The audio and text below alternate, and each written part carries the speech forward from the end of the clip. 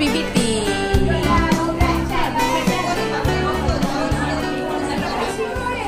Okey, nak menyentuh tentang SK Santan ni.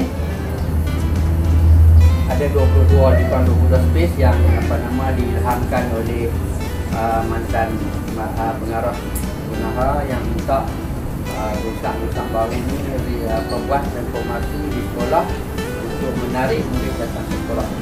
Jadi alhamdulillah dia pamerkan penyapu cat kan. Kita jumpa tak? Paling common lah. Tapi sekurang-kurangnya itu jadi aksesori yang boleh menarik, tahu tak? Tak semestinya kita nak pakai lampu macam ni. Jadi itulah kita boleh gunakan bila kita balik ke Seri Adhikar Raja.